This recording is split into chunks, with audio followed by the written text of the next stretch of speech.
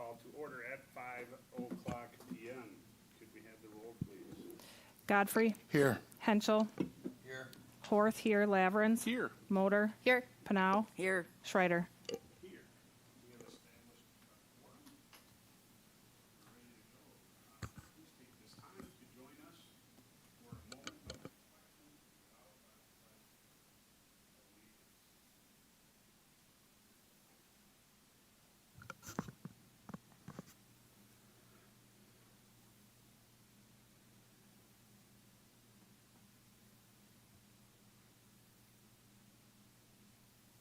Thank you.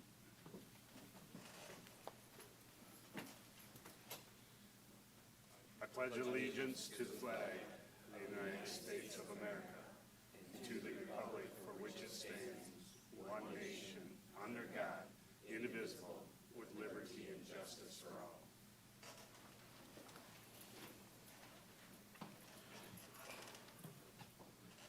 Thank you very much.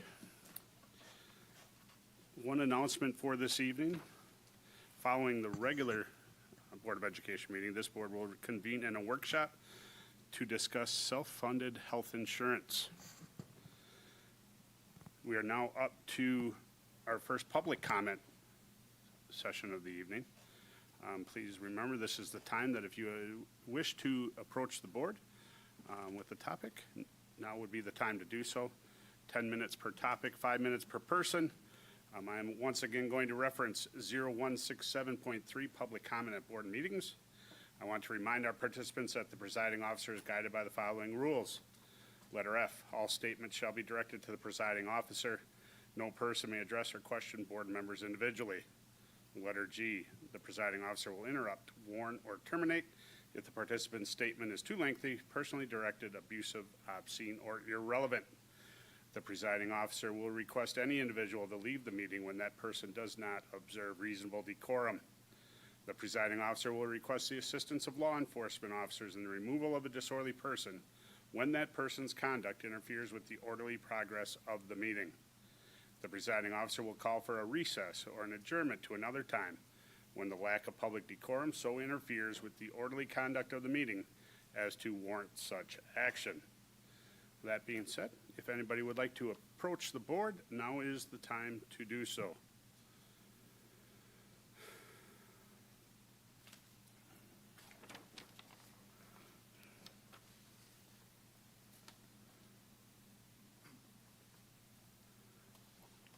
Jim Hess, W3678 Sunny Road, Eden, Wisconsin. Thank you. It's not clear where the Biden-Harris Title IX changes are at. That's by design. There are nefarious individuals who will enforce Title IX changes and punish students and teachers who misname preferred pronouns, even though a judge has delayed enforcement. Because they know they can run the clock out because the Wisconsin Supreme Court is on their side. So students' fear of being abused in their schools continues. The legislature last year passed a bill to improve literacy with the emphasis on phonics. But the governor used his line item veto to say whatever money you put in that program, DPI can use to spend whatever way they want, not just on improving literacy. When there is a referendum in a school district and the citizens are told, hey, this is what we are going to spend this money on, did you know there is nothing that holds the board or district administration to spend that money on these items? They can spend the dollars on anything they want. The details of the expenditures are not binding. In other words, the referendum is an obligation that can be broken. A few years ago, a Wisconsin school district said they needed money to increase the wages of their teachers. but instead it was found out that it was used for bleachers for a football field. The public is expecting the district not to be deceptive, but keep the promises to spend money on things they were told. DPI source in 2023, $14.5 billion is the revenue from the state. Since 2021, $1.4 billion has been increased to the budget. But since 2021, enrollment in the state has decreased by 24,000 students. According to the DPI, $16,800 per student is spent annually for a public school student. In the private schools, $4,500 is spent on elementary students, and high school students in the private sector is $9,400 annually. DPI, according to them, average teacher in Wisconsin income is $81,000 in 9 months. The average median income, according to the Federal Reserve, of the average worker in Wisconsin is $77,330, and that is working a full year. Question, how much should a teacher make? Is your answer just a little bit more? And then if you're lucky enough to go into administration, it's usually a 40% wage increase. You would have to admit it's easier than dealing with rambunctious and sometimes out of control kids all day long.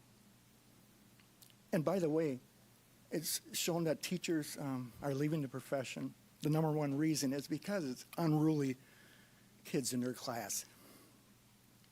There are real people who are having difficulties making ends meet in our inflationary economy. Board, now is the time to stay within a budget. Thank you.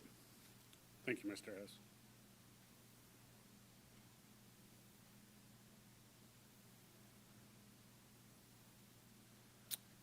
Any others like to approach the board at this time? Seeing none, we will move on to the consent agenda.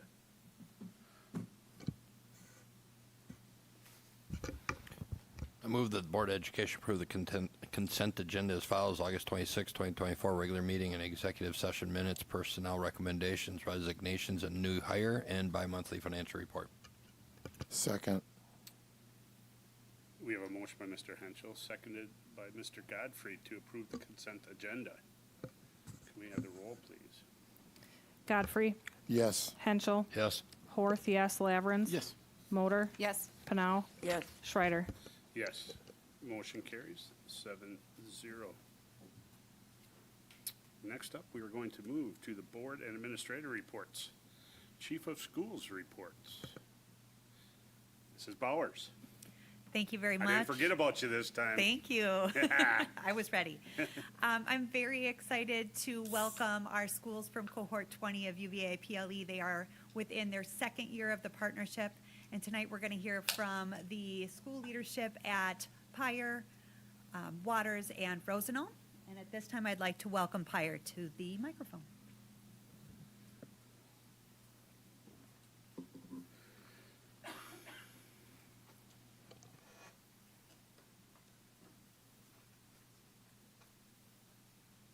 Good evening. Tonight I brought with Drew Glazer, who is our new TOSA at Pyre Elementary, and then Daryl Zupke, who came the first year that Pyre had the opportunity to create a 90-day plan. And tonight we'll share our big rocks. I'll give you each a copy.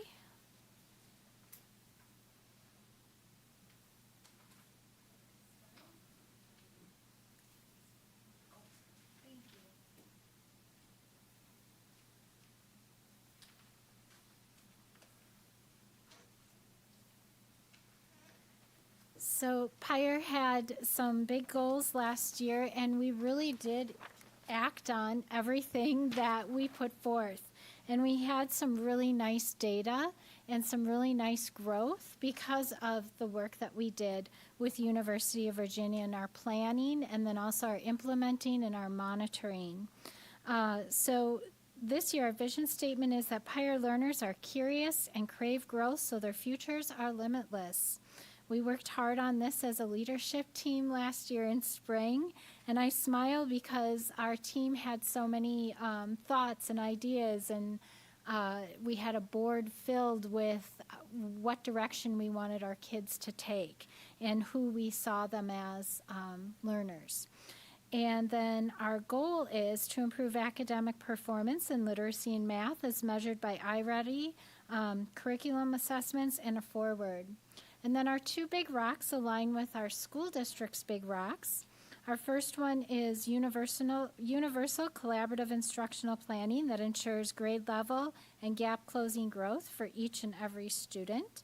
And our second rock is that learners set intentions and targets that are achieved through data-based feedback.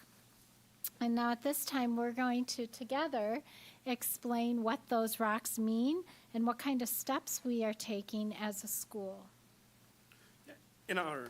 Well, thank you for having us. Our first step and our first big rock is that we have created an academic goals spreadsheet where all of our teachers have access to it. And it's something we designed after the design summit this summer. And our reading specialist helped us really focus in on identifying returning students who were in the bottom 25% last year, and just getting those students identified right away, and coming up with targeted instruction for those kiddos where we could pull last year's data and analyze those things before we had to wait for the new data this year. So kind of just to start a little quicker instead of instead of waiting, a couple weeks, having a little more preparation and ready to help those kiddos right away that we know are coming in most likely with higher needs. And then our intensive and targeted instruction really aligns with something that the school district as a whole has made possible through a schedule and through expectations of our reading specialists and our teachers. And there are different layers there where intensive instruction is where our reading specialist is pulling kids that have the most need to have some gap closing instruction. And then targeted instruction is that thoughtfully designed instruction that we do collectively with special education, the help of our EL teachers, our reading specialists, grade level teams, and so that during our CT time and our DDI meeting time, we can really make sure that kids are getting the small group instruction that they need and that we can then monitor to make sure that that instruction is closing those gaps at the rate we want and be ready to make different decisions if that instruction is not effective in shorter amounts of time. And our planning for that, our CT starts tomorrow. With our teams, they're going to be working on backwards planning. It's all calendared out throughout the whole year that everybody's aware of it. They can refer back to what they need to do. We have our various documents that they can document this and work together to effectively plan, especially in literacy and math. All right, and then we're going to work on having a laser focus to improve our progress monitoring, on that targeted instruction. There's going to be a lot of adults working with a lot of kids, which is fantastic. It's just making sure that it is exactly what the kiddos need and where their biggest gap areas are.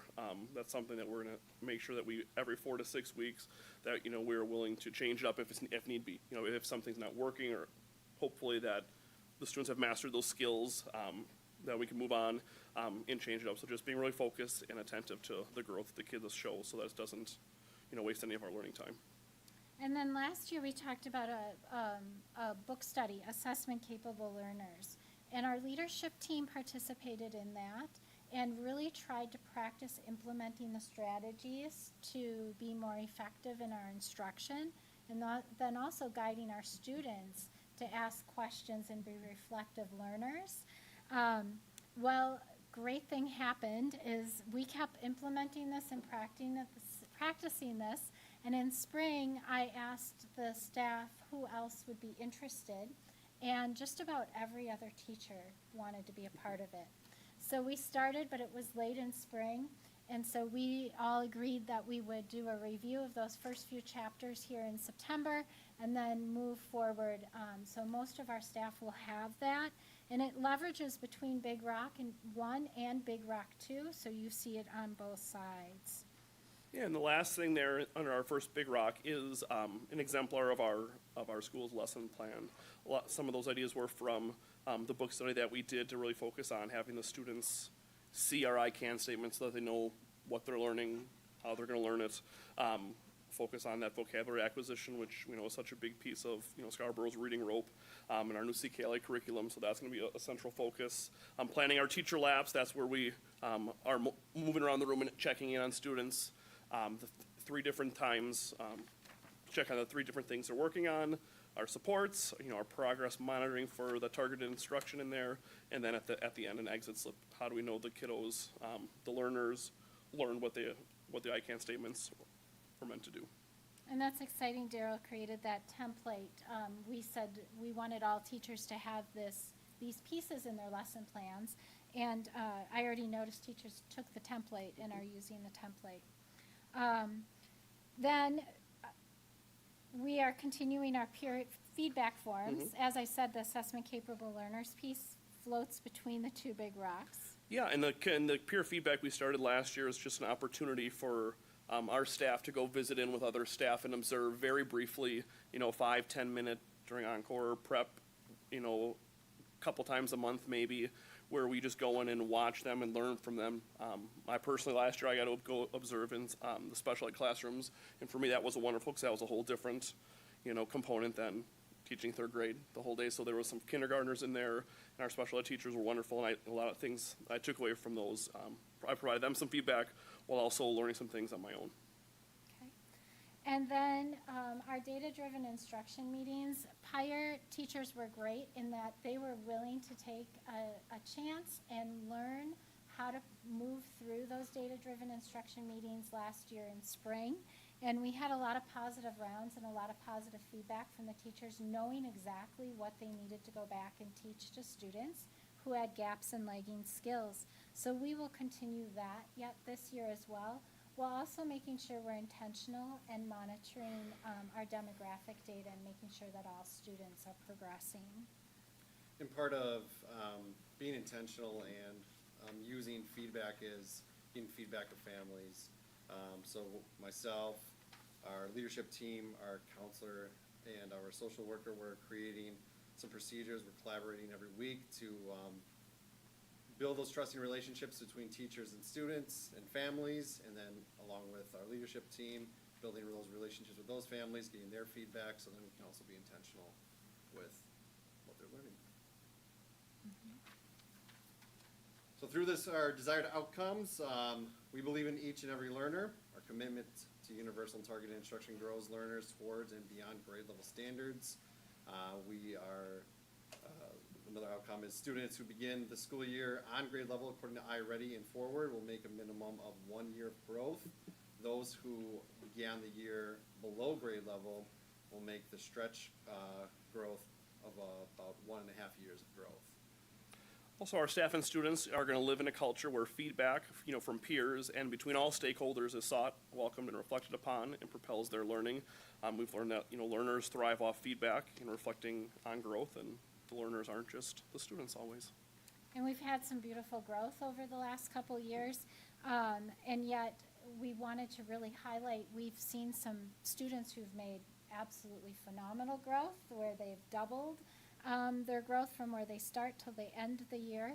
And we've talked about our staff and our students all needing to understand that we have the skills and we have the resources to create and keep this growth moving forward.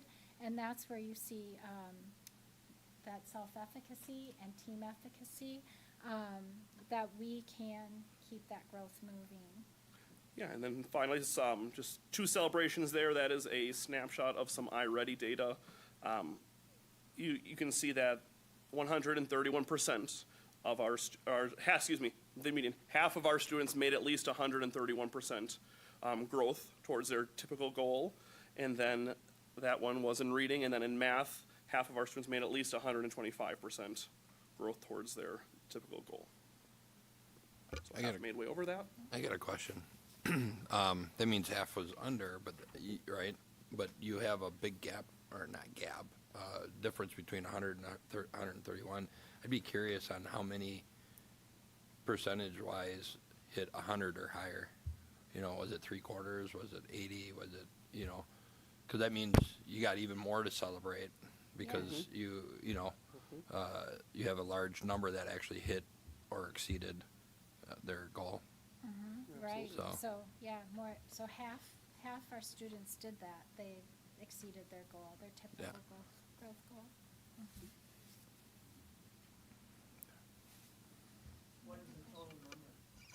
It's in the little print there. On the very top, 205 out of the 214 took the reading. Yeah.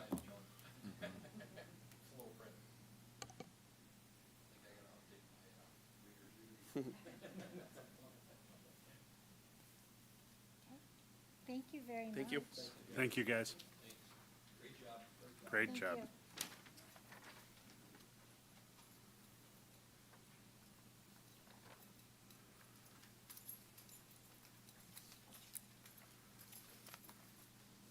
All right, good evening, everybody. Good Julie evening. Rush and Carrie Schumacher are passing out our snapshot. And we are Waters. So I am fortunate to be joined by Julie Rush, special education teacher, and Carrie Schumacher. And we will share all that we have been up to since early August with you. So just to start us off with our purpose statement, this was generated with our leadership team at our Systems Design Summit. So I'll just read it to you because it really grounds us in the work that we'll share with you this evening. At Waters Elementary School, our mission is to serve and educate our most precious resource, our students. We are committed to ensuring that each and every student can and will learn at high levels. By establishing trusting relationships and creating a welcoming and caring environment, we enable our students to thrive in rigorous classrooms settings focused on high achievement, period. Together as a dedicated team in partnership with families and our community, we strive to help each student achieve their future hopes and dreams. And then we captured that in a statement that we, not only do we believe, but we know, and it's really become ingrained in our hearts. We believe in all kids. We are all invested, and we always remain committed to our purpose. All kids, all in, always. So our goal of our 90-day plan is to improve academic outcomes in literacy and math as measured specifically by iReady. And our rocks mirror our district's big rocks, as we really believe that as a system that we are all working towards our common goal of improving outcomes for our students. So our big rock, number one, is that we are committed to providing high quality universal instruction of the grade level standards for each and every student. And big rock number two is that we are committed to increasing capacity for deeper data-driven collaboration and instructional monitoring to ensure student learning. So before I turn it over to Julie and Carrie, our critical action steps really began at our Systems Design Summit on August 13th and 14th. It was time for our leadership team to really come together, and we examined 4 key pieces of data during that time. Number 1, Wisconsin Forward results. Number 2, our iReady information, iReady results. And then we also looked at our Studer results and attendance data as well. And so the work that we did together, we collaborated on a few questions. What do we notice related to each piece of data? What do we wonder about each piece of data? And then what challenges might we encounter? So that was really how we set up the first day of our time together, and then we were able to dig deeper into the other parts of our 90-day plan, which will be shared with you.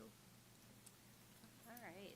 So in terms of Big Rock number 1, we worked really hard last year to put some systems in place. We made some core systemic changes that really helped to lay the foundation for the DDI work that we'll be engaging in this year.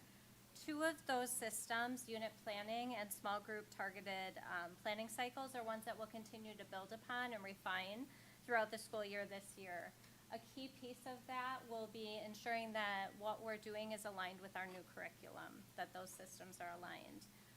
One pivotal shift we made in terms of unit planning is that we're starting with a deep analysis of the CKLA unit assessments. That work will be critical to our DDI meetings, as that data, those standards, those skills are what we'll really be analyzing in terms of those DDI meetings. So much of that foundational work will be done, so we'll really be able to use that time for data analysis and then instructional planning.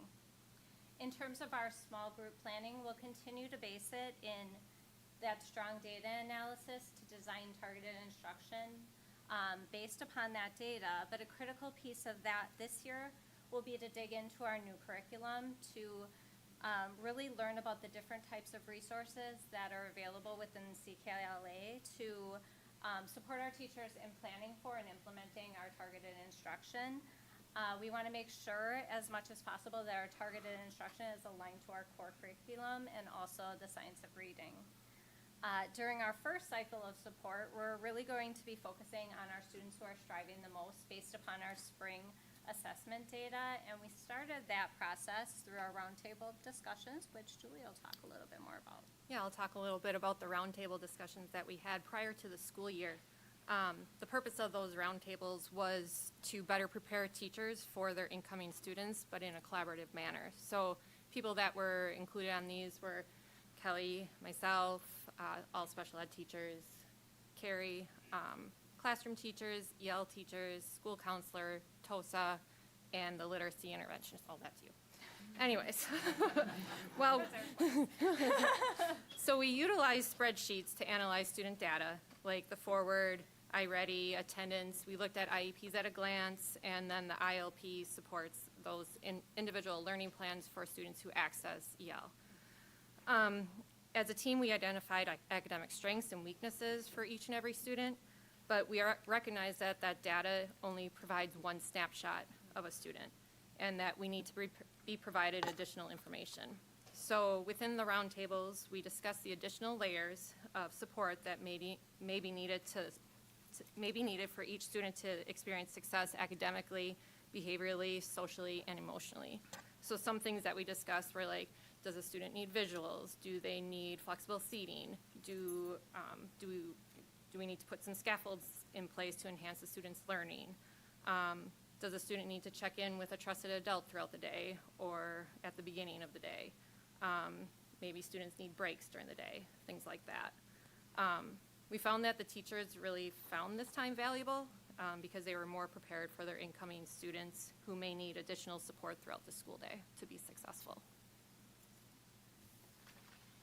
All right, thank you, ladies.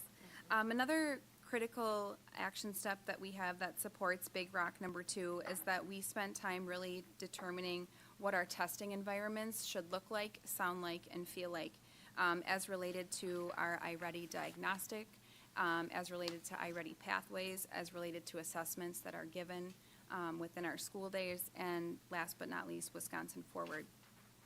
We, in our 90-day plan, have included all shareholders, such as myself, classroom teachers, TOSA, school counselor, parents, students, and we've really outlined what everybody's role in our success will be, because we believe that we are all in for all kids, so that helps support the purpose that you heard when we began.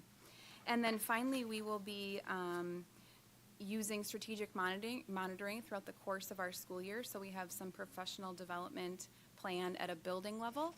And we are hoping as a leadership team to build capacity within our leadership team to then share that out and have strategic monitoring be a practice that we're really using school-wide to ensure that our students are learning with us each and every day.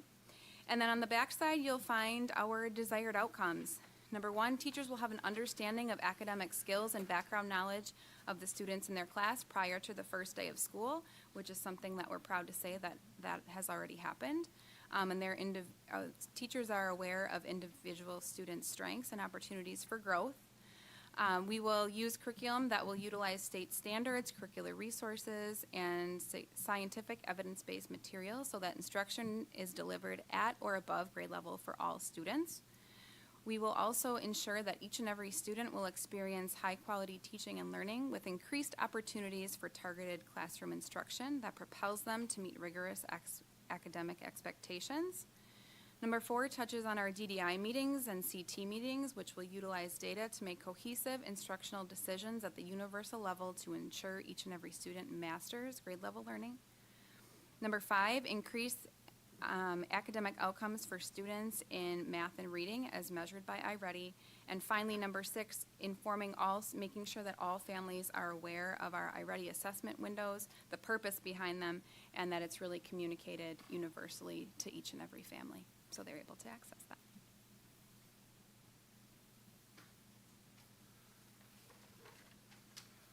Thank you. Any questions of the group? Great job. Great job.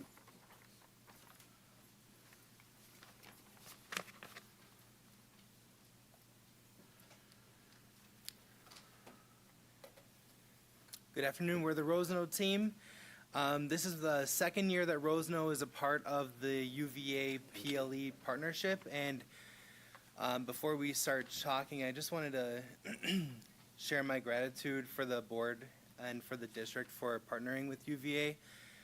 Spending a week in the summer collaborating with like-minded peers and colleagues and hearing ideas, sharing our success, and then bringing it back and sharing it and rippling it out is very empowering. And I have a story. So 2 years ago, when we started PLE, we read an article about Douglas Middle School, and I believe it was a school in the DC area.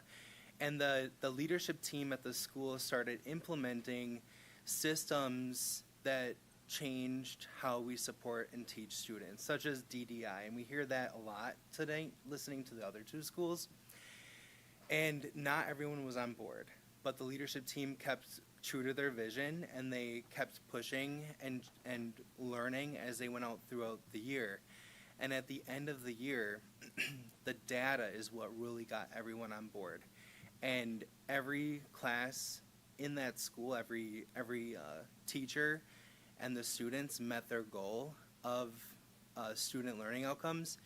And although we can't share our data, when we sat down in August and we looked at our data 3 years ago at Roseno to what it is today, and we saw that the developing column in literacy, the students who performed the lowest on Forward, was slashed in half from 3 years ago to this year, it really lit our fire. So we're really, again, grateful for the opportunity, and we're looking forward to share what we're going to do. And it sounds very similar to what Pyre and Waters is doing as part of the perk of going last. So thank you. At Roseno, our community works together to ignite minds, inspire hearts, and positively impact the lives of our students. We have a motto at our school. It's "Here We Grow." We have 2 goals this year that we're going to focus on that are really the drivers of the 2 rocks, and they are under the district's umbrella and goals. The first one is academic, and it's to improve the academic achievement for each and every student in both literacy and math as measured by the iReady diagnostic. And the second one is more culture, and it's to cultivate a culture of success for both staff and for those who we serve, which are like students, families, the community, and that's measured by the staff or the Studer Employee Engagement Survey. So I have with me, to my right is Carly Tart. She's a 3rd grade teacher, part of the school leadership team. She'll be sharing Rock 1, which is it's been designed to help move and advance those goals. And then on my left is Mrs. KK, our teacher on special assignment, and she'll be talking about Rock number 2. All right, so I'm going to turn it over to them. Good evening. Okay. Can you hear me? I feel quiet. So for Rock number 1, it is plan for and deliver high quality instruction with scaffolds and supports to ensure each and every student meets grade level standards. We have 4 bullets, but the 2 that we found most important are number 1 and number 3, so we're going to highlight those. The first one is teachers will design lesson plans that include clear learning targets, direct instruction, scaffolds and supports, and assessments to measure student learning. When looking at making these lesson plans, it was used to make sure every and all educator is held at a high expectation to provide that high quality instruction. Within the lesson plans, we have the supports and the scaffolds for the students that we are serving that year. We will teach the same curriculum every year, but we will not have the same students in front of us.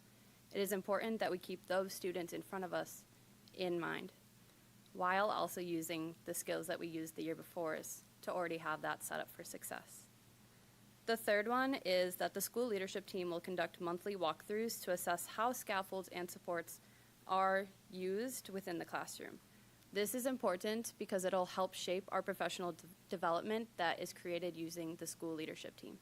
And that is how we will move Rock 1 to help move our goals. On to Mrs. KK for Rock 2. One of the things too, I just echo what Matt says. Thanks for allowing us to be here tonight, and then also being able to work collaboratively, not only with our school, but also with other schools. And I think one of the biggest pieces that I find really awesome is that Fond du Lac is not siloed anymore. It really is one big cohesive unit, and that I haven't experienced before. And so I'm really excited about that for our community and also for our learners. Rock number 2 really is, in my opinion, really stellar and extremely important because we need the environment in order for things to actually progress. And so one of the things that Rock number 2, as you can see, we are going to create an environment that supports the data-driven instruction along with the academic monitoring. Last year, we were fortunate enough to work with Supportable Solutions. We had a behavior coach, extremely impressive. We learned a lot. And so we're going to continue to build on that. And then one of the biggest things that we gained from that is how important it was for us to have consistent school-wide classroom routines to minimize the disruptions that were occurring. And so it's interesting right now, we're just like, wow, we really have made so much progress. We have to keep pushing on. We're not at 100% yet. So what we did as a leadership team when we sat down in August is we really sat down and we said, these are the high yielding things that we need to make sure every classroom throughout our school is doing, and that is every staff member, including teachers, including IAs, including people that are working with kids. We all need to be on the same page. The second thing that's really going to be important with this is the action step number 2. We want to make sure that once we have the environment to promote high academic performance, we want to make sure too we have at least 10 minutes of independent work time. That hasn't always been the case. Sometimes that because of disruptions or because of needs of students, we need to build their stamina so that what staff can do is in real time offer feedback to kids. It also gives the teacher an opportunity to see, oops, that made it, or no, that quite didn't work. And so we can change on the fly. And offering some of our newer teachers also an opportunity to see that we can change our instruction to meet the needs of the kids in the moment. We don't have to wait until 2 weeks down the line or a week when we create different lesson plans.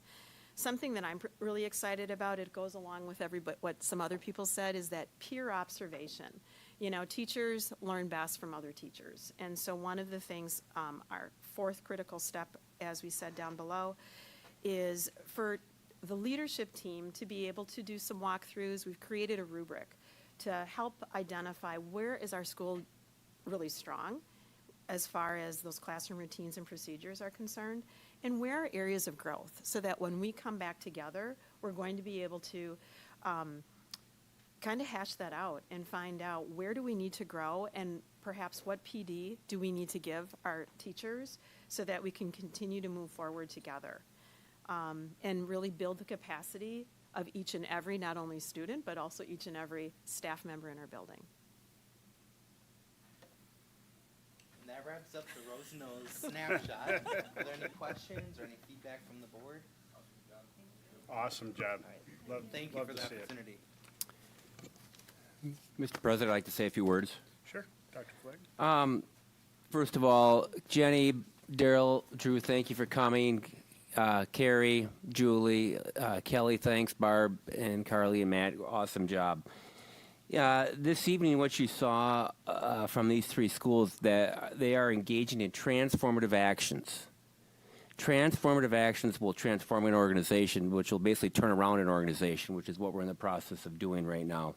And they are getting into the details of system development in each of their buildings that's very, very different, from Rosenau's pure observation to Waters proactively collaborating with staff at the start of the year to serve each and every child in their school, to Pyre's really, I wrote here, system of continuous improvement that is truly focusing on academic growth. And that's just really, they need to be applauded for that awesome work.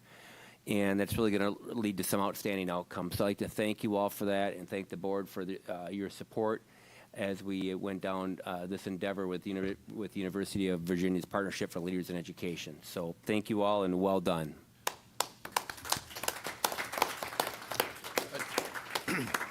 Can I comment on what? No, but go ahead, you're going to anyways.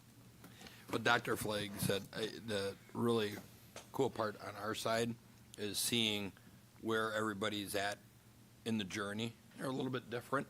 Like Barb said before, they started here on an island and now everybody's coming together. And they should be very similar, because you're on the same journey, just different parts of it. And it's really neat to see everybody coming together behind the scenes, and the people that are a little bit behind or didn't start the journey at the same time, the learning curve should be a little quicker, and we should be able to transform it a little quicker for our kids, which is exciting.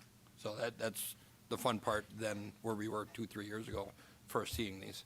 So yeah, thank you. Thank you, Mr. Hanson. It is exciting. It is really neat to see, honestly. And it's neat to hear the passion in each one of their voices and what they're doing in their buildings. We heard that from the last group that came back, that are in it for just the first year, and you can see that continued excitement. Usually, you go through something for 1 year and you think you've accomplished something, right? And then all of a sudden you're in your second year and you're going, why are we doing this again? But their examples tonight show that passion and that determination and that drive, that it's not about years, it's about continuous learning. Dr. Flagg, you said it, it's about transforming and making and changing outcomes for our kids. So, that's the exciting part for me when I look at this now and see where we're going to continue to build as the sky's the limit. So thank you very much. Also, I just want to say and I also love that all of you are collaborating together, because you guys are not, like you just said, it was always a silo. Each building had their own set of things that they did differently. To now you guys are working together collaboratively and working together for a desired outcome. My hats goes off to all of you guys. Thank you. All of you, everyone, thanks. Awesome. Thank you again. Next, we'll move on to Chief of Finance and Operations report. Mr. Gerlach. Thank you, Mr. Schreider. As I've mentioned over the last several meetings, we're into the fall season, which is really the finalization of our district budget season. And as part of that, at the last meeting, I spelled out sort of a timeline of some key fiscal events, and one of those being our annual fiscal audit, which actually audits all of the financial activity from the past fiscal year that ended on June 30th, 2024. And so we employ an independent auditor that comes in.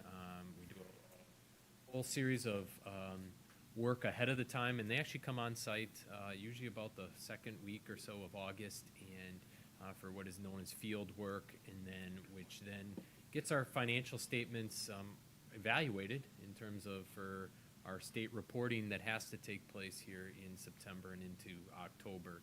And I thought it was important. I haven't always done this, but I wanted to add this to this year, just give you a preliminary report on how that audit went. I think it's important not only to tell you that it's going on, but to tell you the preliminary results. I want to make note that they aren't finalized until our auditors are finished with those, which they have until December 15th to finish and submit to the state. And those are all the same reporting deadlines that all school districts face. But that said, the preliminary results of the audit are going to show that the district's going to end last fiscal year with probably around an estimated $2.3 million deficit. You may recall that the board adopted a $3.3 million deficit last October, And so the preliminary results are saying that we're coming in at less of a deficit than what we had anticipated. And so it certainly is just an update. It's still a deficit, a budget, but you knew that as you went into that, and we do our best to manage that efficiently and effectively. And a lot of that had to do with our remaining federal stimulus funds management, and we were able to manage those to, this was the last year we had them, last fiscal year, to get to that result. We don't have those moving forward, which is a large result of what we're facing here into the fall. And so I also put a little bit of a fiscal impact with regards to the fund balance numbers that will result. We are projecting a decrease in district fund balance related to that. But I just wanted to provide that update tonight. There's no action necessary, and I'll entertain any questions that you may have at this time. So going this following year, we see some numbers here, and we talked about it in the workshop. And was that at what projected level of enrollment? Is that, so if we have a higher than projected enrollment, that will help, obviously? Yeah, we've had some really good initial, early into school. There's some good reports of some increased student numbers, and so Dr. Flay and I kind of addressed that this morning. Our projection is still based on my more conservative number, all right, for the fall. So, and as you may recall from the timeline, we have a third Friday membership count coming up.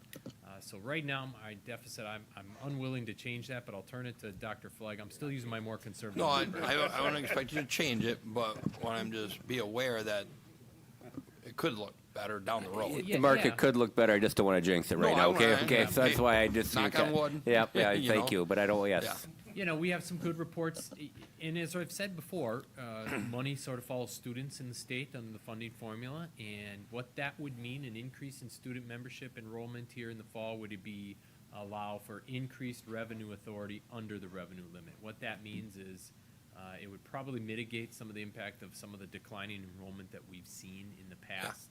It wouldn't solve it overall, the overall trend, but yes, it's some positive initial reports, and we'll get that coming through into the next meetings. So- Yeah, and I just want the public to understand that, we're capped at Yep. what we get to tax. We're capped at what our revenue is, and it's based on enrollment. Yep. And I've said this until I'm blue in the face. There's in my opinion, it's not the right way to fund healthcare or fund public education, and at the state level. There's some areas that could be improved, and we've talked to legislators about it and stuff like that. So Here's what I'm going to say on that part as we talk enrollment, and I know we're talking financials now, but I'm going to broaden that out outside of a financial scope. We've talked all the time about money follows students, right? We've talked all the time about how we've had this declining enrollment over the course of the last good amount of years, okay? We just heard from 3 schools that are going through a transformative process. We have 3 other schools in that. What are we talking about now? We are talking about students coming back to the district, all right? And I don't look at that, I don't look as a student as being tied to money. I look at a student being tied into what our district is doing to give them the best education and to change their outcome possible. So we have talked ad nauseum about declining enrollment, and now we have the possibility to show increasing enrollment, that people are coming back. So deficit, no deficit, that's all plays a part in that, and I get that. The thing that we should take out of that is the changes that we are making and the strides that these schools are going through and the efforts that they are putting in is getting out to the communities, and it's bringing these kids back. So that's the step when we talk about deficit, budgets, everything else, that we have to continue to look at is as we move forward, it's only going to increase from here. I do have this to share, though, that is positive, and I've said this on the radio, that we have around 128 students that were either homeschooled last year, open enrolled out of the district, or attending a private /parochial school who are coming back, who live in our district. So they are not from outside of our district. They are in, which is huge. And that's a lot of money right there. Probably to about 1.1 million, but we got to make sure we don't lose any more. You know what I mean? No, we don't know that yet. if it's the net effect, but Yep. the positive initial enrollment's good. That I do know. 128, which is huge. And that's huge. That's huge. Yeah. So, That really is, and it's from all the efforts from that this team is doing out in the schools and everything else, and I couldn't be prouder of them. Any other questions for Mr. Gerlach? Anybody? Going once, going twice? Sold to the highest bidder. Thank you, Mr. Gerlach. We'll now move on to superintendent reports. Dr. Flegg? okay, Mr. Marion, while he sets up his the back-to-school snapshot video, I'm going to go to the second part of the agenda here to the WASB Board Member Recognition Program. And board members are recognized. Oops, I got I apologize. I got to unplug, right, just. I'm sorry, I'll start over. Board members are recognized by the Wisconsin School Board Association for their efforts in leadership and board development. Member Recognition Program awards points to attendance and/or involvement in various WASB programs and events. They will be recognized at the Region 7 meeting on Thursday, September 26th. And I'd just like to recognize the following board members. Antonio Godfrey for Level 3, well done. Mark Henschel, Level 2. Todd Schroeder, Level 1. Katie Motor, Level 1. And Brittany Horth, Level 1. So well done, and appreciate you all putting the time into at the WASB meeting. So thank you. Level 1 doesn't get a woo yet. It's just level 2 and level 3. All right, well, I I'm tough. appreciate I'm a your tough time grader. outside of work, because I know you all have jobs where you have to, this is extra time you're putting in, and I appreciate it. So, thank you. Awesome. Thank you. Next, I asked Mr. Marion to put together a couple-minute video of our back-to-school snapshot, so I'm gonna turn it over to him and let it go here. Yeah, just a video to share, kind of first day of school as a tour across our district and learning community.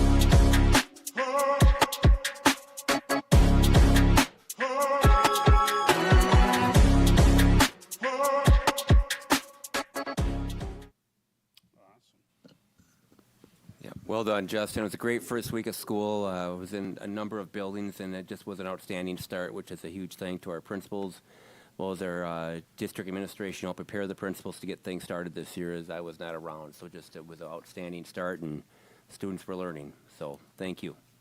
Awesome. Thank you, Mr. Marion. That will wrap up superintendent reports. Next, we'll move on to board member reports, student and staff activities. Mr. Lavrance, let's start down by you this time. So I was over at open house for Roseno and Roberts. A lot of fun. Got to meet a lot of the teachers. Got to hang out with the principal at Roberts. Roseno, they weren't there, but I was able to hang out with the Tosas for both of them. Meet a lot of the students. Meet a lot of the teachers. A lot of fun. Really cool to welcome a lot of people in there. Awesome. Mr. Hanschel? Handful of different sporting events, different level football games. I was at the high school this last week. Got to see some of the activities going on up there. And then also at one of the JV games, the exciting part was the band gave us a peek on their upcoming competition. And we got to see a little bit of that the first day back for teachers too. So seeing on the field was a lot more fun to, they get a little more space to move around. So it was exciting. Awesome. Thank you, Mr. Hanschel. Mrs. Hort?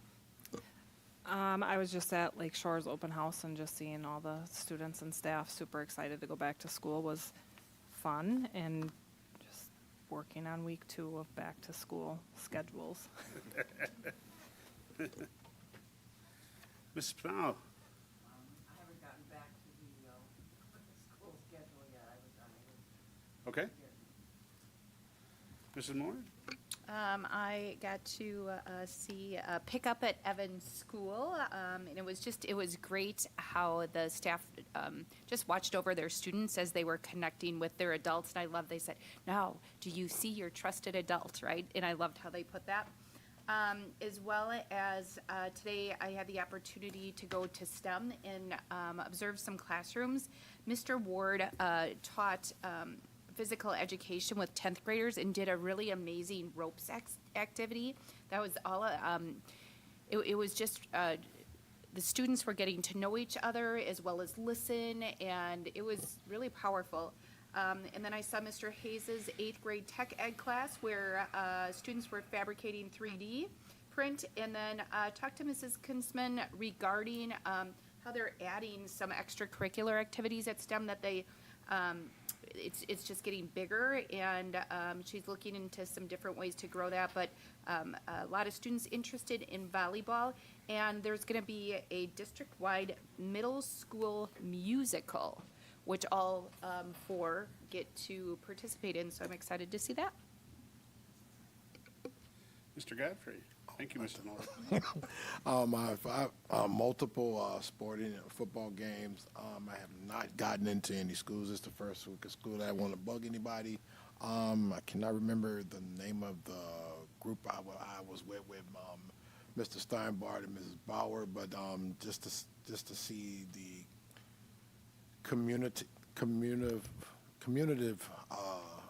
collaborative effort going into teaching our students social studies around the district. It's just, I love it. It's just to see that work behind the scenes.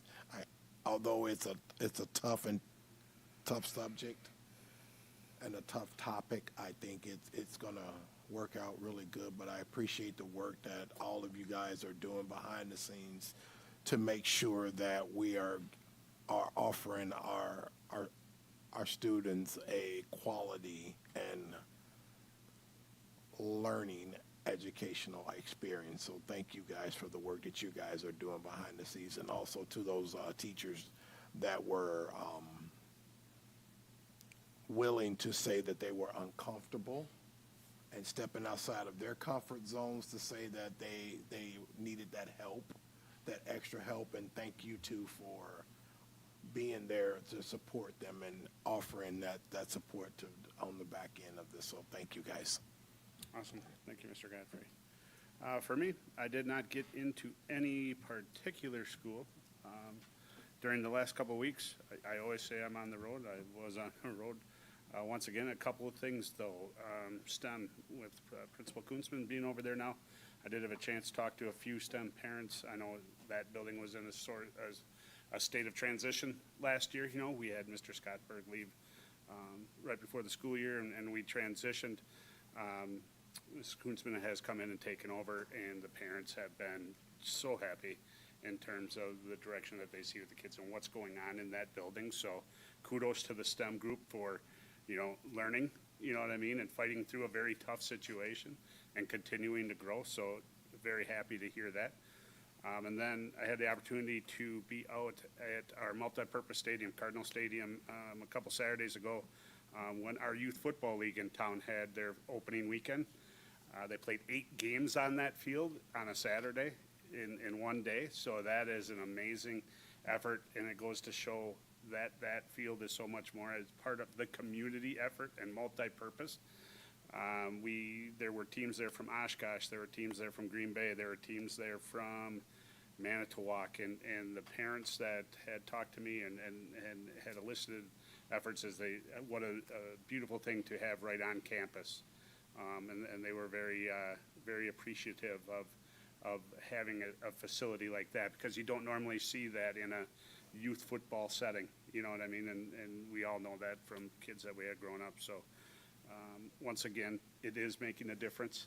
People do see that little stuff. So great job for that as well. So with that will close board member reports. We will move on to our second public comment session. If there's anybody else that would like to approach the board at this time, please know that the previous statements that I made regarding this are still in effect. So now would be the time if there's anybody else that would like to approach the board. I came in late. Do you mind just repeating those? 10 minutes per topic, 5 minutes per person. I referenced 0.167.3, a public comment at board meetings, reminding the participants that the presiding officer is guided by the following rules. All statements shall be directed to the presiding officer. No person may address or question board members individually. The presiding officer will interrupt, warn, or terminate if the participant's statement is too lengthy, personally directed, abusive, obscene, or irrelevant. The presiding officer will request any individual to leave the meeting when that person does not observe reasonable decorum. The presiding officer will request the assistance of law enforcement officers in the removal of a disorderly person when that person's conduct interferes with the orderly progress of the meeting. And finally, the presiding officer will call for a recess or an adjournment to another time when the lack of public decorum so interferes with the orderly conduct of the meeting as to warrant such action. Thank you. Yep.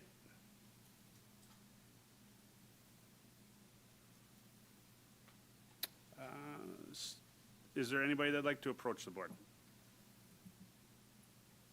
Seeing that there is none, we will move on to other appropriate matters. I have a couple things. Antonio, were you reaching? Did you want to say something? Oh, okay. First thing is the board members, you were all presented the board member liaison schools packet at your desk for the schools that you are technically responsible for the 2024-2025 school year. I am going to make one little change based off conversations ahead of time. Mr. Lavrance, in place of STEM, you are going to get Roberts. You went there for your open house. Mrs. Motor, in place of Roberts, you are going to get STEM. You were there visiting. You had already told Mrs. Kunzman that you were the liaison because you had them last year. We're going to go back to that, okay? So Mrs. Motor, you'll go back to STEM. Mr. Lavrance, you'll go back to Roberts. We'll have Mrs. Pinawa at Chegwin and Waters. Mr. Godfrey at Pyer, Riverside, and Wings. Mr. Henschel at Tyson, Fondy High, Fondy Central. Mrs. Horth at Lakeshore and Sabish. Mr. Schreider at Rosenau and Woodworth. Mr. Lavrance, you will have Parkside and Roberts. And Mrs. Motor, you will have Evans and STEM. Now, you are not just, able to go into those schools, obviously. Please feel free to move about the district. Those are those schools. Also attached on the back half, what that means for the guidelines for the board member liaison. Kind of things to help with and to be there in the schools. And we got IDs, yes, for when we are in those schools. And then finally, with other appropriate matters, I just wanted to address one thing. A few weeks ago, I did speak my feelings a little bit on a different topic, and now is going to be another time that I am going to address some feelings. We as a board received many emails over the course of a week over the course of a month and things like that. There's an email that we received last week that I'll touch on a little bit that has made me think a lot over this past weekend, kind of about society in general and about our school district in particular and the role that both play in changing outcomes for our students and the staff and other stakeholders in it. This school year will present challenges like every year before it. Lots of benchmarks to hit in various ways that we're going to have to use to be able to hit them. There will be wins, and unfortunately, there will be struggles. With the wins come celebration, and with the struggles come increased learning. With increased learnings also comes scrutiny, as well as providing the opportunities for each one of us in this district to show our mettle and to lead. Learning from these struggles helps to define what leadership is and what is needed. It is that leadership thought that took me back to thinking about society today. The social media, the putting stuff out there for clicks. What have you done for me lately? And where's my 5 minutes of fame society? Yelling the loudest is now the symbol of being right instead of listening, learning, and proving. I thought about that, though, for a while and how that affects the children that we are tasked to help change outcomes for. What do they see? What do they hear? What do we teach them? Is it teaching them the pointing of 5 fingers in and looking at ourselves first when there is something that happens? Or is it teaching them the first thing to do is to point 5 fingers out and place blame elsewhere? I know I took a hard look at myself this weekend, honestly, knowing that I've made my share of mistakes, especially over the past 2-3 years, and I've done both. I was shocked when I took that look at how many times I pointed out versus pointing in. I learned to be on a path of continuous improvement, you must take that look, however exhilarating or painful it may be. And then I thought about the adage, people in glass houses shouldn't throw stones. It isn't used very much anymore. It should be when we talk about changing outcomes. Now I'm going to reference that email that we received last Friday by Mr. Wayne Wilson. This was the latest of approximately 40 plus emails we have received in some shape or form since May of 2023. Of these 40 plus emails, there's been 20 plus open records requests, which have totaled up to over 145 manpower hours being used by the district and legal staff. The last 2 sentences of this email is what got me on this one and got me to thinking. We have a huge group watching your actions as elected officials. You took an oath of office and are expected to honor it. Yes, we are elected officials. And yes, we took an oath. Believe me when I say this, for all of us and to all of you, we honor it every minute we represent this district because that's who we are and that's the belief we have in every single one of the people in this district. Whether it's the superintendent, all the way down. We don't honor it because somebody's watching. We honor it because it's the right thing to do. Changing outcomes is the goal and will always be the goal. We are here to do our part. Thank you for letting me touch base on that. Any other appropriate matters? Seeing none, we will adjourn to the workshop. Move that the Board of Education adjourn to the workshop to discuss the self-funded health insurance. Second. Motion by Mr. Godfrey, seconded by Mr. Henschel. Can we have the roll, please? Henschel. Yes. Horth, yes. Lavrens. Yes. Motor. Yes. Panau. Yes. Godfrey. Yes. Schreider. Yes, motion carries. Regular board meeting is adjourned at 6:09. We will be back at 6:25 with the workshop.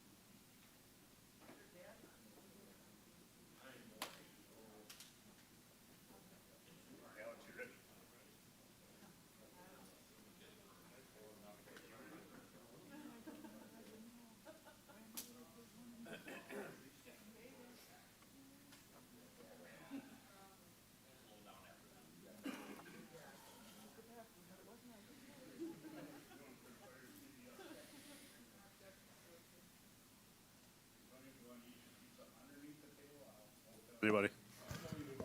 The camera will be on. The workshop of the Board of Education is called to order at 6:27 PM. Can we have the roll, please? Godfrey. Here. Henschel. Here. Horth here. Lavrens. Here. Motor. Here. Panow. Here. Schreider. Yes, I'm here. Came back. We are all here. Topic this evening is the self-insurance exploration for the district, and I'm going to turn it over to Mr. Gerlach. Thank you, Mr. Schreider. The Board Finance Committee, Mr. Henschel, Mr. Godfrey, have been engaged in a multi-month process over the past year and season, much of last fiscal year, working on discussing and working with our benefits consultant, USI, on the possibility of exploring self-funding, self-insurance for district employee health insurance. And so tonight, we're ready to discuss where we're at in that process. And with us tonight is Alex Boudry of USI. And I'd really like to turn it to him with the presentation to discuss the process and the results of that process, and really entertain any questions that you may have as other board members on where we're at. So with that, I will turn it to Alex. Thank you. Good evening, everyone. Thanks for having me. I do want this to be, a dialogue, so if you do have questions, please interrupt. No offense taken, and we're here to answer your questions and talk about the process and what we may be looking at as we move into a January 1st renewal with your health insurance plan. So this is a snapshot of what the process looked like. We went to the market for stop-loss coverage, third-party administrator services, and pharmacy benefit manager services. So you may remember from when Jay Scott, my colleague, was here, fully insured, you're with Quartz today, you're with one carrier. They handle all of these. When you're self-funded, one of the benefits is you can unbundle those services to find the best deal at each level. So stop-loss insurance would be our insurance product that we would purchase to help protect us against large claims or a large volume of claims. Third-party administrator services would be who we use to administer our benefits plan. So if you think about the world of insurance, Quartz could be a third-party administrator, UMR, United Healthcare, Anthem, et cetera. So we would still have those services purchased. And then we would purchase pharmacy benefit manager services, a company to manage our pharmacy benefits.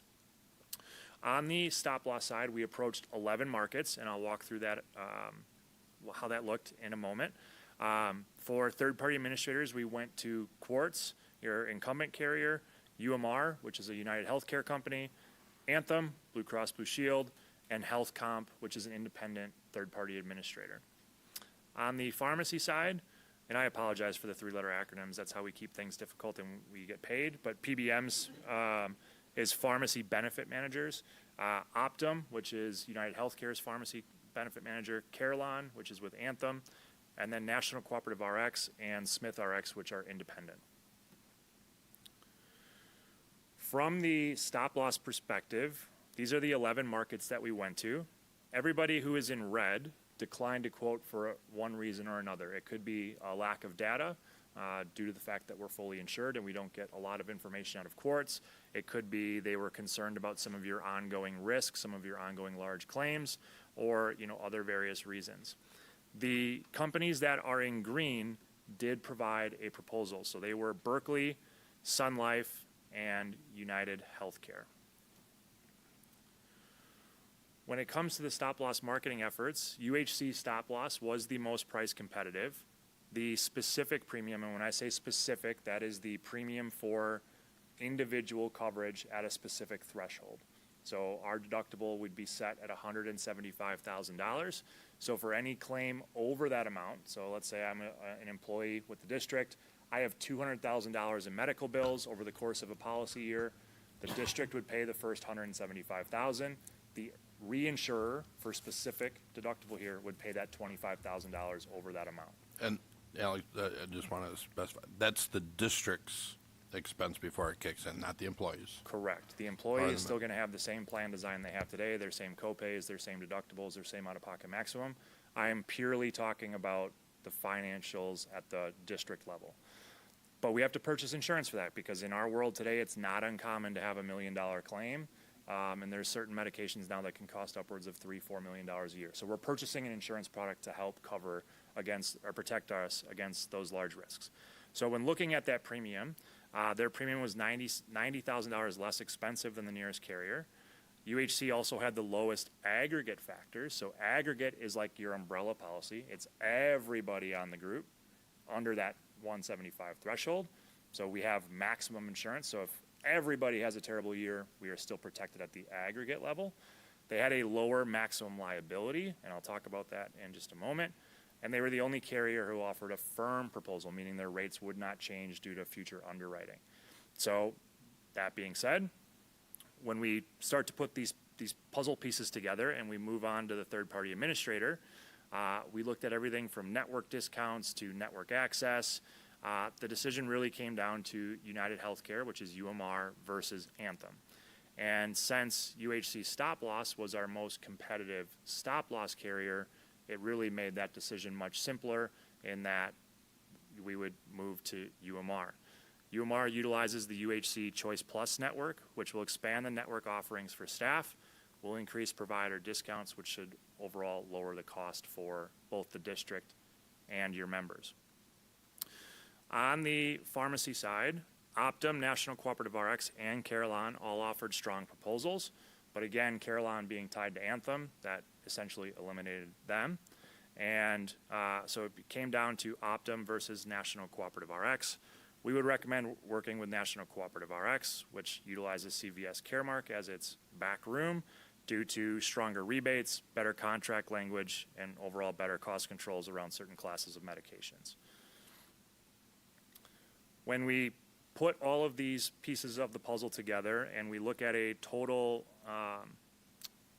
financial result, we would recommend going with UHC Stop Loss, UMR, and National Cooperative RX. And when you put those pricing together with your claims, what we're looking at is the maximum liability. So this would be the aggregate liability. So if we had the worst plan year possible and we hit our maximum liability, it would still be 2.1% lower than your Quartz fully insured renewal for January 1st. So there is automatically going to be a reduction in cost. We do not expect you to hit your aggregate. I've had in 10 years, I think I've had 1, maybe 2 clients hit their aggregate liability. So we do expect it to come somewhere below that threshold. But to be honest, we won't know what that final number is until we start to experience some claims and we get into it. But I do want to convey the message that even our worst year, we're still going to come out better than the Quartz fully insured renewal for January 1st. So that is why we are recommending moving forward with this plan. So a very high-level overview of the process and some of the results. With that, I will pause to answer any questions or address any concerns you may have.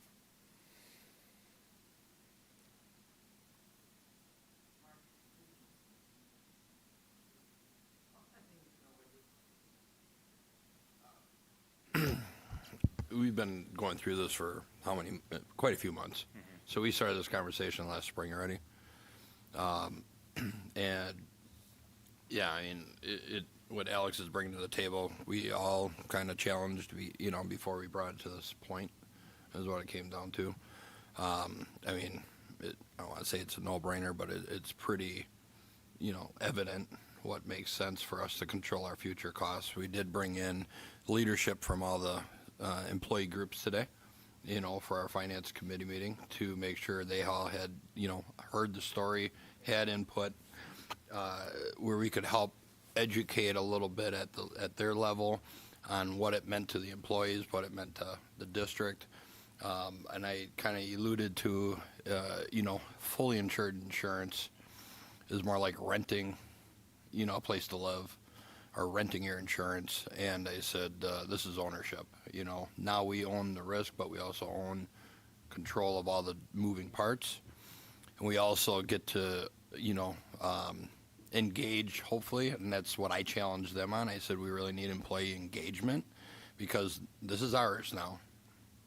And if you want us to maintain and hopefully continue to offer the benefits that we offer going forward at the levels that we do and maintain, premiums and all that stuff, it's important that we get engagement at the employee level to make good decisions on how they purchase healthcare. And they asked a lot of questions on what that meant, which we went through those, and nothing's in, where we're at. I mean, the idea is to go January 1 and not raise any premiums, which we would have saw 4 or 5% increase, and not change benefits, So now it's time to roll up our sleeves and get everybody involved, So that's the exciting part. Has there been any discussion with principals or teachers or at what level? So, would this be a complete surprise out of the blue? No. No, because there's been other leadership at the employee level, like the union leadership, that attended other finance committee meetings. They're open meetings. I've been having people stopping me out for dinner and having conversations. Hey, I heard we're doing, So there's people having those conversations in the public, and the biggest thing is helping them understand what self-funded versus fully insured. It's just a funding mechanism behind the scenes, And this is our second workshop or third workshop on this as well. That's been out there. You were presented with it when we talked about and recommended and asked for a 6-month. We charged USI to get a 6-month renewal with our current carrier, Quartz. And there was some public discussion on that at that time. So, to answer your question, Mrs. Pinal, certainly we're a large group. This is a complicated topic that we know we're going to have to continue the education effort, and that's part of this. Should you consider and approve this, not tonight, but that the open enrollment period would be right before the turn of the calendar year, November, December, which is common. I mean, this is what we would be looking at, and we recognize that we're going to need to put out probably a frequently asked questions document to clarify some things, to help people get some of their, change on this front can cause some anxiety. We really do think, we think it's a good move. We're recommending that, and the opportunity to maintain current premium levels, current plan design, deductible. I mean, Alex, would you kind of also talk about, there's another element in terms of employee plan design that we think is a positive for members? Yeah, so when it comes to moving from fully insured to self-funded, if you look at it from the employee's perspective, other than the fact that we're going to be moving from Quartz to UMR, their experience really shouldn't change. Your staff members are not going to know the difference that we're fully insured versus self-funded. They're still going to get their insurance card. They're still going to go to the doctor and give them that insurance card. They're still going to get an explanation of benefits. They're still going to have a deductible and copays and things like that. So their overall experience is going to remain relatively stable. The one change that we would make with this that we hope will simplify matters is we would no longer need the HRA, the health reimbursement arrangement that you have today. So if you're unfamiliar with it, if I have my $3,500 deductible, I get reimbursed a portion of that deductible. That would go away. So that should streamline the claims process. When you're attracting and retaining talent, you can show them the true deductible of $1,000, $2,000, which looks better than $3,500. So that should help as you're, making an offer letter and things of that matters. So we're hoping actually the employee experience will get better. It'll be more simplified. They'll have access to a broader range of network providers because UHC, UMR is one of the largest national carriers. So, if I have adult dependents, maybe my kids in college across the country, they're going to have access to providers no matter what part of the country they're in. So we are hoping this is, a benefit add and not a detraction other than the fact that there's a change. Well, health insurance is, we all know, can be very emotional. Sure. And nobody, there's security and familiarity, and people don't really like change very often. Mm-hmm. And we're talking all day about culture and not only and peer evaluation and support and educating, and this is a big part of any employer's culture. So that's why not wanting a red balloon to drop. And I would have zero problem standing in front of your staff saying this is an improvement. Well, and I was going to say, Joan, and the responses we got back on the network when they went to Quartz was a big challenge, and it was a big, they lost some providers that they wish they had, and so in the past, they had the same network when they had the previous insurance carrier. So UMR was previously, it was just in a different format than what it is now. We're self-funded. So the employees' cards and that, they'll recognize the provider systems previously. So that was who they had before we went to courts, and then had courts, 5-6 years. So some of it would be going back where we were getting some positive responses back from the leadership on that part of it, because we had to relate it back. Hey, if you've been here long enough, you remember when? And they're like, oh yeah. And I said, that's what access you're going to have, which was a positive then. So. And then from the district side, the goal, if this is run properly, is to offer stability. One of the questions we got today from the staff was, if we save, a ton of money, are we ever going to see premiums go down or plan designs get richer? And the truth is likely not. I mean, it's just trend in our world is 8.5%. So if you take a 0% increase this year, that inflation starts to stack up. So what we're trying to do is manage this health plan appropriately, be more proactive to level off those increases so it's more stable. It's 2%, 3%, 4%. We're not having these giant fluctuations where, you could read horror stories about other districts who are getting a 35, 40% increase in 1 year. That's what we're trying to avoid. And by being able to pull different levers within the self-funded health plan over the long term, when you look at it from a 5-year perspective, we expect to save some substantial amounts of money. So on my desk at home, or in my office right now, I got 3 other districts that are quoting, and 2 of them have 25% increases, same size as us. You imagine a $15 million spend and having a 25% increase? Yeah. This is to take control.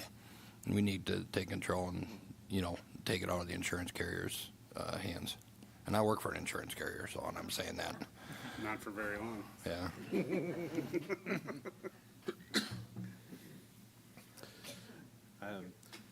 For me, just funny enough, looking at these, UMR is the one that my company went to just this year.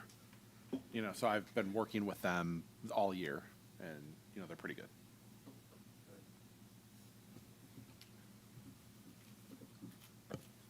Any other questions for Alex?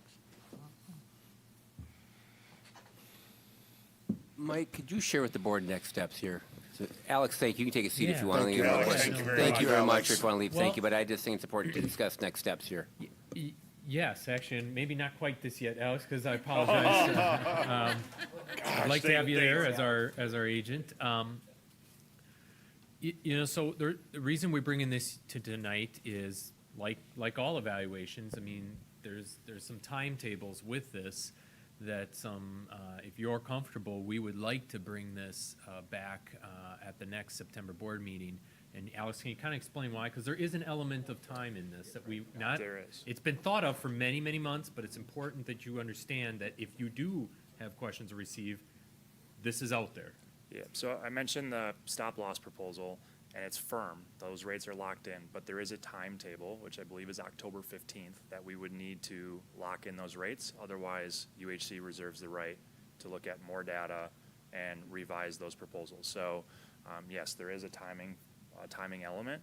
I believe that, given the max liability is going to be under where we're coming in with our fully insured renewal, I don't see a reason not to do it. So, our recommendation is to move forward, and if you all are comfortable with that, the next board meeting, that would be our recommendation for you all to take action on so that we can lock in those rates. That's correct.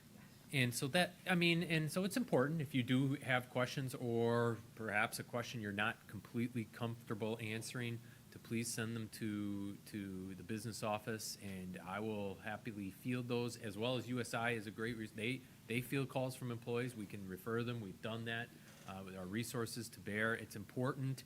One of the things with any changes magnitude is we don't want misinformation, because that touches nerves with folks, and misunderstandings, or I heard this from some other district that it doesn't work, and this and that. We've thought this out for many months, and I do want to engage with people that have questions or concerns, and again, that's important, as well as, the timing of we will need to turn, and should you act and improve on this, we will have to plan for employee engagement in the open enrollment season almost certainly by November 1st. So, I mean, we want to do that to get it well for members, and so there's some pieces that would need to come into place. So we feel we're ready to bring it to you on the 23rd if you're ready for Alex, that. have you seen UHC Stop Loss? Have they, if you don't lock that in, have you seen them move in terms of? When I say we, the district does have some ongoing large claims that it could potentially switch. Okay. Because what will happen is they'll want to look at another month of data.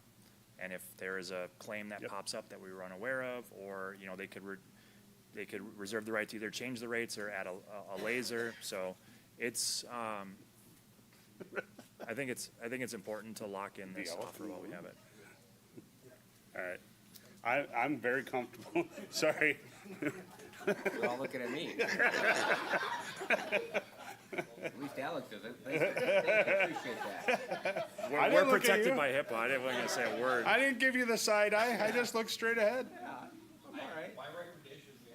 My recommendation is we absolutely bring it back in 2 weeks and vote on it. I think, and not even for that, to Mr. Gerlach's point, that the big part is going to be the education before open enrollment.